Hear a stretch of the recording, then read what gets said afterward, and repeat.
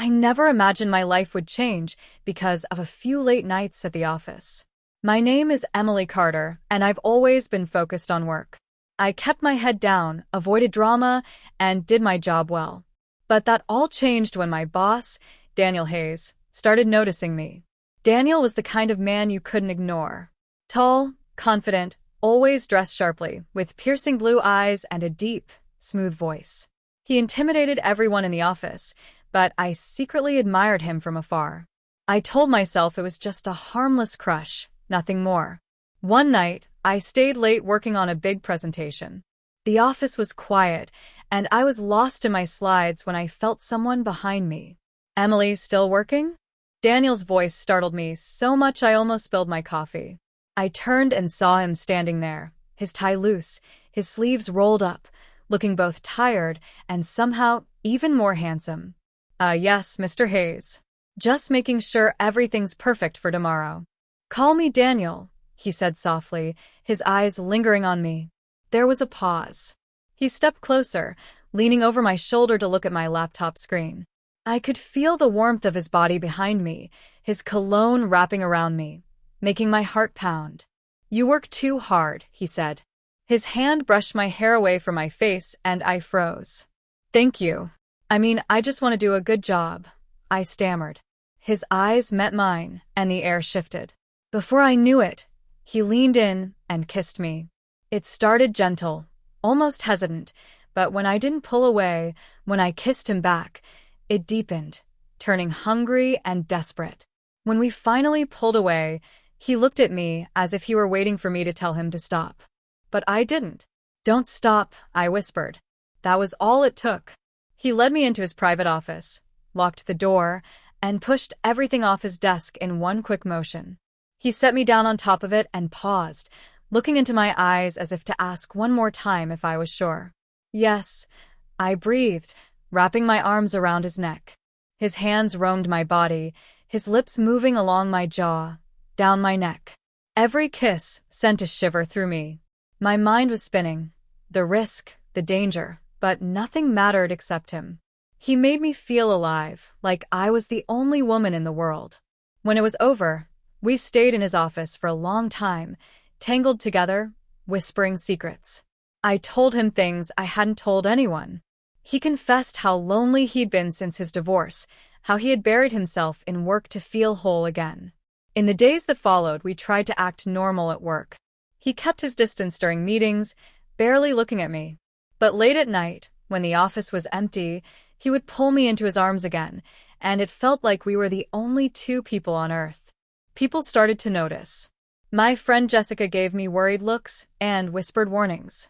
Gossip spread through the office like wildfire, and I felt the anxiety gnawing at me every day. Then one night, after another long evening in his office, Daniel held me close and said, "I don't want to hide anymore." "Daniel," I started, but he stopped me.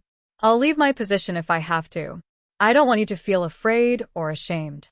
Tears welled up in my eyes. "I don't want you to give everything up for me." "You're worth more than all of it," he whispered, pressing his forehead to mine. I didn't know what to say, so I kissed him instead. That night felt different. It wasn't just passion, it was love. The next week, he resigned. The entire office was buzzing with rumors, but for the first time, I didn't care. We walked out together, hand in hand. We spent a weekend at a small cabin by the lake, away from everything.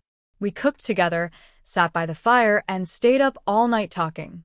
I realized then that what we had was more than just a dangerous fling. It was something real and deep. After that, we moved into a small apartment in the city. I found a new job at another firm, and Daniel started his own consulting business. Our new life was simple, but full of love. Some days, we'd stay in bed until noon, laughing and kissing like teenagers. Other days, we'd explore the city, try new restaurants, and hold hands as if we were the only two people alive. Daniel surprised me constantly, flowers for no reason, breakfast in bed, soft kisses in the middle of the day. I felt more loved than I ever thought possible. One evening, as we slow danced in our living room, he suddenly knelt down and took out a small velvet box. "Emily," he said, his voice shaking a little, I knew from the moment I kissed you in that office that you were the one. You're my best friend, my love, my everything. Will you marry me? I gasped, tears streaming down my cheeks. Yes, I whispered, barely able to speak. We got married in a small garden ceremony with close friends and family. I remember walking down the aisle and seeing him waiting for me, eyes full of tears and love. We promised each other forever that day, and I knew in my heart that he meant every word. Now, years later, I sometimes find myself thinking about those first nights, the secrecy, the thrill, the risk. But I wouldn't change a thing. Those late nights turned into stolen mornings, then into a lifetime of love. Sometimes Daniel comes up behind me as I stand at the kitchen counter, wrapping his arms around my waist and kissing my neck. "What are you thinking about?" he'll ask. I'll smile and say, "Just remembering how we started." And he'll kiss me again, just as deeply as that first night. I never planned to fall for my boss. But life is funny that way. When you meet someone who makes you feel seen, cherished, and alive, you have to follow your heart, even if it's terrifying. Daniel wasn't just my boss.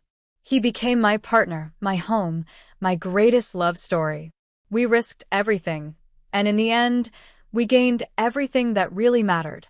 Looking back, I realize it was never just about those late nights at the office. It was about finding a love that was worth fighting for, a love that made me feel more alive than I ever thought possible. And every day since, as I wake up beside him, I know we made the right choice. Because when you find a love like that, there's no turning back. Only forward. Together. Forever.